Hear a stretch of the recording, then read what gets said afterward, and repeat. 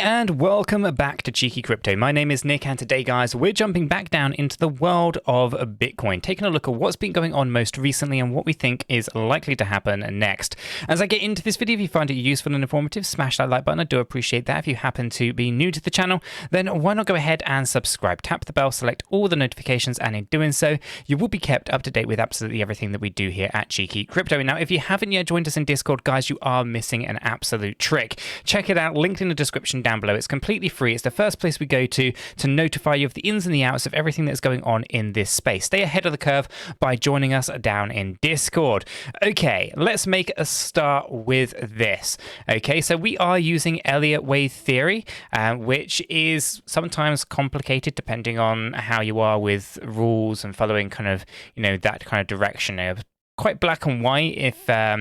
If you really break it down, it's if this happens, then you should expect X to happen afterwards. Okay, so that is kind of what we do here on the channel. If you're looking for more information on Elliott wave theory in the Discord server, again, as I said, linked in the description below, there is a PDF in the general chat. It's 181 pages. It tells you everything you need to know about Elliott wave theory, why it's important to understand that all you're doing here is tracking people's behavior, and if a certain structure emerges, people are going to react in another specific way, right? So that's Elliott wave theory. Now, if your PDF and reading 181 pages isn't for you, I created a 21 or 22 part video series. It's available at 𝗕𝗘𝗪𝗔𝗥𝗘.com. Check that out. That will be linked in the description down below as well.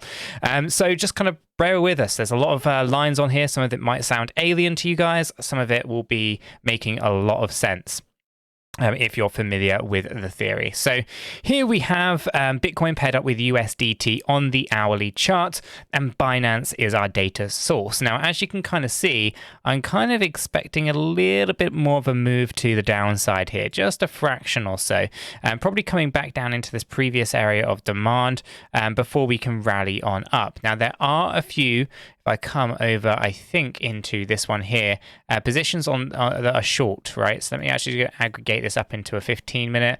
Yeah, 52% of people are going short right now. So generally, when people are going short on the market, they're expecting the price to go down, right? They're expecting the price to come down. Now, what that happens there is pockets of liquidity are created higher up in the price chart. Normally, what people are doing, if they're going short like this, they're going to look at the previous swing high and then put that as their stop loss. So you can see this dashed line here, you're going to have a pocket of liquidity around the $16,900 level. If I go ahead and throw the HTF liquidity on here, you can kind of see right there. I actually go ahead and just temporarily remove that. Right there, you can see that green. That is a pocket of liquidity, meaning essentially that is where people who are going short on the market would get liquidated. Their positions would get liquidated. Okay, now we also have this right in here. Okay, we can kind of see that there's this red area. This is people where, this is where people have gone long. Okay, so they probably looked at going long, let's say around here somewhere, right? And they can see that this is a previous area of a swing low, so they've used that as their stop loss. A few people have given it a little bit of extra breathing room, as you can kind of see just down here, a little bit of breathing room. But essentially, if there's a lot of people that are going short on the market, then the liquidity up here would be higher, and if there's a load of people going long, then the liquidity is going to be quite large down here. Now, it looks like when we start looking at this, that there's a lot more liquidity down here in this range than there is in this range. It means it's more profitable for the market makers to push this price towards our demand zone down here and pick up this liquidity and then go long after that, trapping out as many people as possible. Now, I'm thinking we should be coming up to this supply zone, but there isn't a lot of liquidity representing up there. It is still liquidity gained down on these swing low points and all these kind of usual places.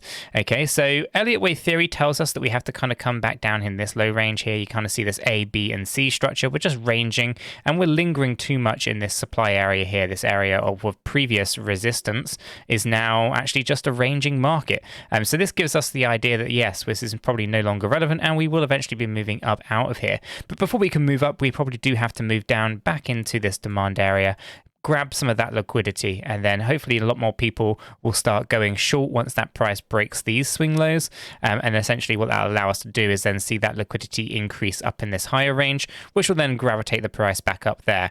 So what you tend to find is that you got this A, B, and C structure from Elliott Wave theory telling us that the majority of people in the herd are reacting like this. So they're expecting this price to come down, and then we're expecting the price to go on up. This is more through spot, because this is not a contracted platform, by the way, guys. If you take a look at the liquidity on some kind of contract on, let's say, Bybit, for example, or BitGet, you're going to have liquidity in slightly different places. Prices will be slightly different as well. But on the spot aspect of things, people are looking to actually move this up according to Elliott Wave theory here. So we are looking to come up towards our 17,200 and 17,400. That hasn't changed. But before we can do that, we probably have to move on down. As you can kind of see, we're looking to kind of complete out this substructure here. Now, we have already met the minimum expectations on this, but based on how long it's taken to kind of play out here, I'm still thinking we have a little bit further to go to the downside. Now, this might actually end up being more of an ABCDE, a triangle, but I do want to kind of just stress one thing on here, and that is what we are doing is, if I draw these on, we are going into lower highs, and we are going into, if I draw it on down here as well, lower lows. Okay, so lower lows and lower highs equals a break to the upside. Okay, so don't get fooled by what you hear all the time in the other kind of space. If I bring this up here, right, this is our daily chart where we have the higher highs and the higher lows. Everyone feels super bullish, right? You're making progress to the upside. These break down. Okay, here you can see the higher highs, the higher lows breaking down. Here, higher highs, higher lows breaking down. Over here, lower lows and lower highs break upwards. So if I come back to my hourly chart and just bring this back in here, what are we seeing within this little structure right now is a series of lower highs, okay, and lower lows. So this tells me we are likely to break to the upside. So again, something else just to help us understand where we are with Elliott Wave theory, potentially a smaller break to the downside, potentially a triangle, but yeah, I don't think so. I mean, for it to be a triangle, I'd have to break it outside of its bounds, and I don't want to do that. So I think of this more just as your B-wave movement, just ranging sideways here. We might have to touch down a little bit lower, maybe into our demand zone, as I said, and then we look to come up to the 17,200 to 17,400. And on the low, guys, we are talking 16,500 to 16,600. Okay, so lower lows and lower highs break to the upside. So I'm looking for this move up towards the 17K area, and then we're looking for that B-wave movement on our macro, as you can kind of see here, to take us down into new lows, okay? And again, we're breaking down. So one of the things that we are looking for here, okay, as we kind of zoom out, is to come down into new lower lows at some point. Don't know how long that's going to take to play out, but we are still talking 13,200 through to about the 14,000 level, okay? So that is where we're looking. This is where we're going to see the next kind of big major iteration to the upside, because like I said earlier, right, on that daily time frame, when we've got ourselves getting set up with the higher highs and the higher lows and all those kind of things, then we're going to start breaking to the upside eventually. Okay, and in that we're then going to start setting the lower, if I actually get my words out, the lower highs and the lower lows, we break to the upside, right? So we know that that's going to happen, but I still think we have to come back down here first, right, on this kind of bigger time frame. So everything's kind of lining up quite nicely. The biggest struggle, I guess, that a lot of retail investors have is the patience side. You've got to give it some time here. This isn't a quick kind of, thing that's going to happen. We're probably going to get through the other side of Christmas and a new year before we see these kind of major moves playing out, but they are going to play out, in my opinion, just in the same way that the lows from June had to get broken. We don't know it was going to be FTX at the time, but we did know that it had to happen. It had to break these points, right? There's not a lot going on in this space from big money. Big money, as I keep saying, is not interested. They are just being risk adverse. If we actually jump over into our wallet counts, I mean, we've got the inflows and the outflows that are not really representing anything. The retail investors are still holding strong, right? They're still in here, really holding their positions, and the amount of wallets that have at least one Bitcoin is well over the 970 4,000 wallets, right? So there's a lot of people holding one BTC.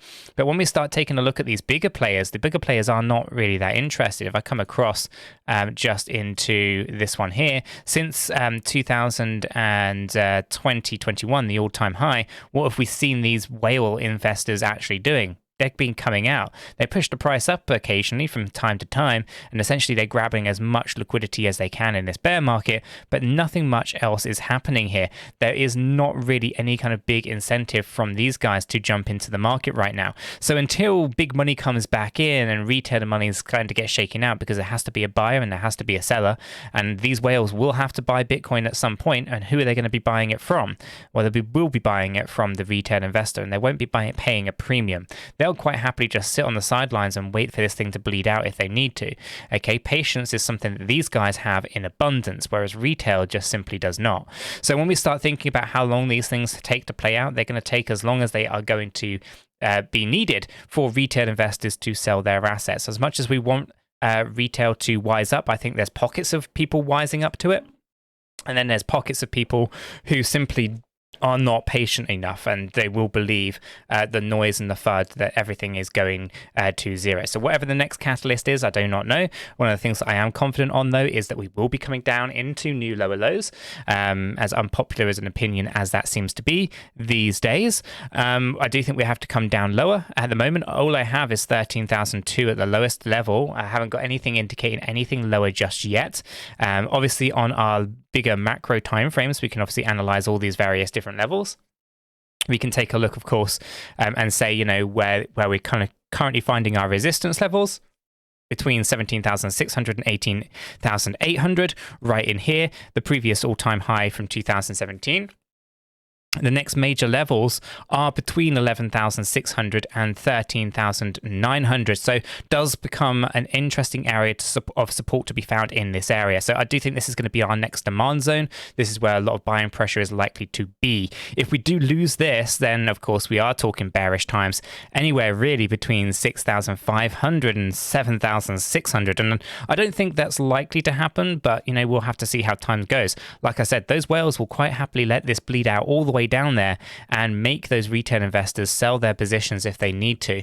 And what an opportunity that would pose to people who are in the know and are waiting for such a scenario to unfold. This is definitely life-changing as we start to come into the real ends of a potential bear market here. But I'm not seeing any reason as to thinking that this is going to turn on us and, you know, we're going to see a massive move to the upside. I'm not seeing that yet. We need to see those retail investors willing to sell their assets to the whales before we can really start to see and be optimistic about a surge to the upside on a slightly longer term. I'm going to leave this video right there though, guys. If you have found it useful and informative, smash the like button. I do appreciate that. If you're new to the channel, subscribe, tap the bell, select all the notifications, and do not miss another video. Don't forget, join us in Discord, learn Elliott Wave theory, guys. It will change your lives, and I can testament to that. I used to be one of these guys that would draw the trend lines and that would follow these things. Essentially, a lot of that is just absolute nonsense. It doesn't work. Elliott Wave theory has completely changed my outlook on these charts. If you're not familiar, get familiar. I'll leave that with you. Obviously, just mental note, I'm not a financial advisor. I can't give you financial advice. All I can do is give you my thoughts and opinions on the data in the charts as I see it. Until the next one, have a fantastic day.